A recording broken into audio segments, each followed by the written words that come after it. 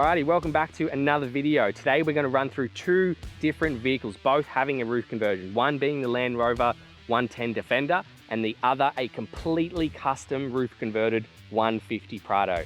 As we run through these videos, I'd love to know which vehicle you'd prefer as your Overlander. Let's go check them out.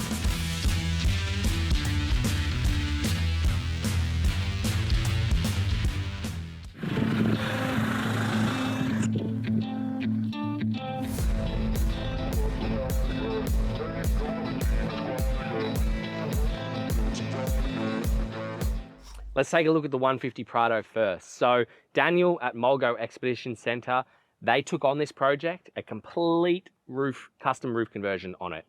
So you can sleep upstairs, and then it came to us and we designed the interior fit out on the Prado. So keeping in mind, we didn't want to alter it too much. So we pulled the seats out. We had to create that flat platform. So it's obviously easier to camp out of. And then we just utilized the seat bolt holes for our false floor, and then all our cabinetry mounted to that. So we have a nice seating area in an L-shaped sort of form up to some cabinetry. We've got loads of storage underneath. You can either access it via the top, or you can pull out some two storage drawers here on the left. On the right-hand side, we've got the desk. We've got some great storage drawers, two big ones down the bottom, leading up to two medium ones, a pantry drawer, and then a shelf, and another little prep area here. And then you've also got a table which drops down off the actual main door. Coming around the side is where we've put the Dometic 30-litre fridge, so a drawer fridge, so that one can pull out here. You can access that. And then we have open storage underneath, and then also underneath the false floor. So for your bulky items like your chairs or anything else that you want to put in there, you can just chuck that stuff in there. All right, so on the driver's side of the Prado, we have a more storage on this side, which you can access. And then again, that underneath the floor storage goes all the way through. You can access that this side too. Closing the door, we have the shower tent awning. So then you can just drop that, have a shower off around here. And then on the other side of the Prado, we've got the 270 awning, which then comes all the way around. And we did it in the black and the walnut finish for all the face pieces with some Tassie oak bench tops. We'll show you how the bed works. All right, so to get the roof up, the latches are actually on the inside of the Prado. So stepping up on in, now we are inside. Our latches are at the back of the car here. And then you'll see we've got some reading lights. We've got the canvas here, which we'll just pull down like that on all three sides. Two sides, and then directly at the front over here. And that will just get that airflow coming through the Prado really nicely. Then the bed will come down like so.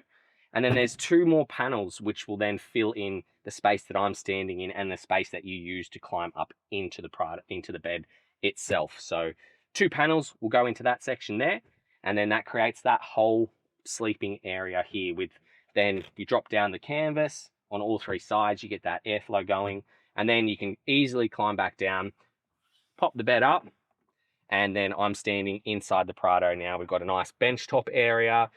You can easily sit two people here. You've got the bench top here. Next to me is where the battery box is going to be. So you'll be able to plug directly into that. You'll see the battery management system on the face. So you'll be able to monitor how your batteries are going, and then be able to use the USBs and the GPOs and everything off of that. Any appliances or anything that you can use here. And then you can still access all the storage through here very comfortably. So that's a wrap on the Prado. Let's go check out the Defender.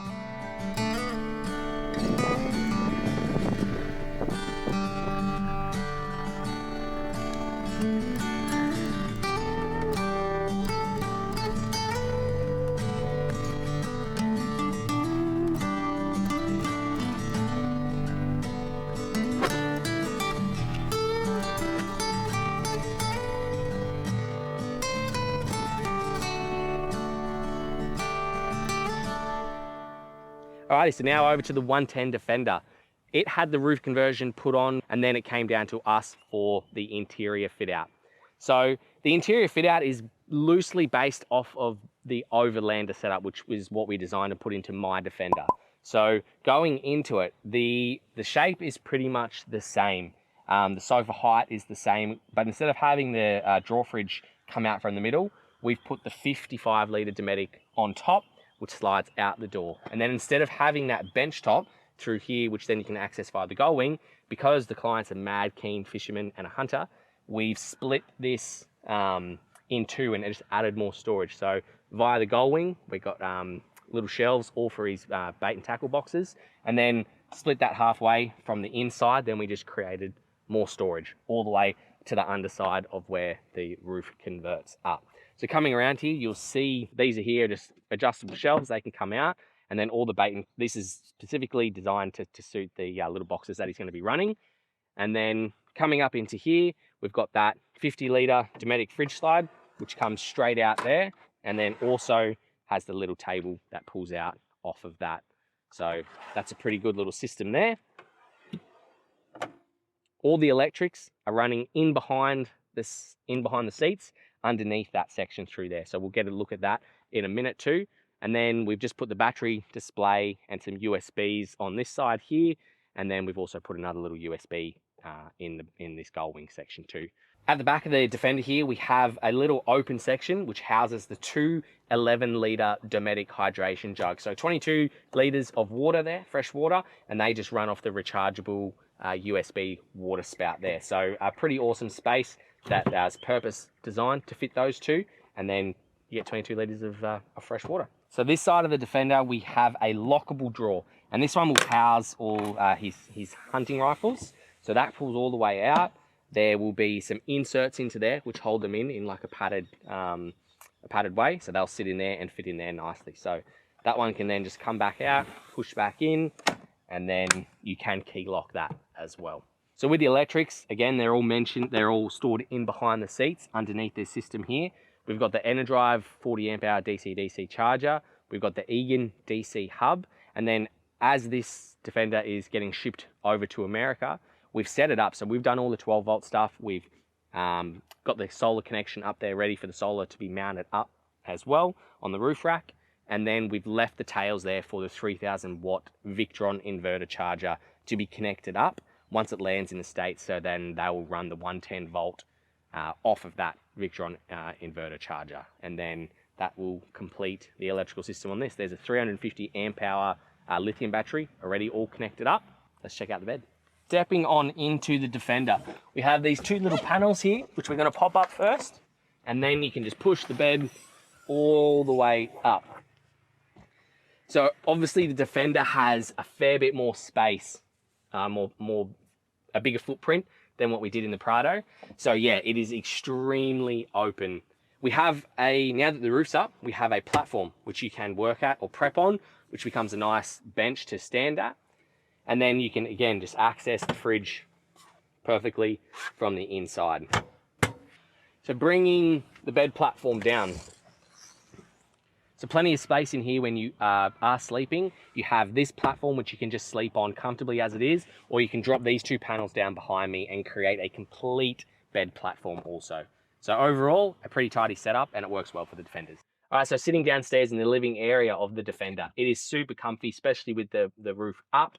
Loads of space for two people. And then we thought it'd be a pretty good idea to add this as a little table, so you can have a flat section here in between the two latches, and then still have your storage in and out of there.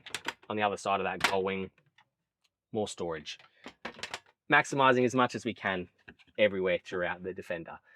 Really happy with the finish in the freshwater blue, especially with the timber accents through the floor and the ceiling, and with the white color on the outside. I think the freshwater blue really came together awesome. So catch me if I fall.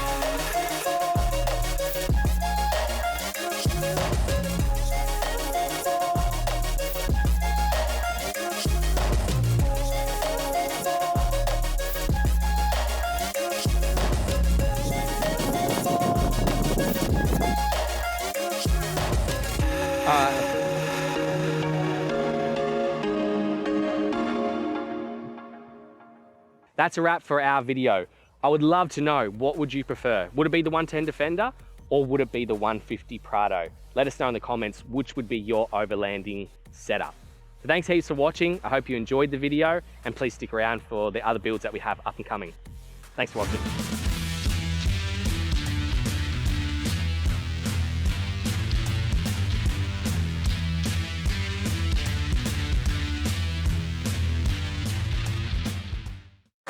please let us know in the comments.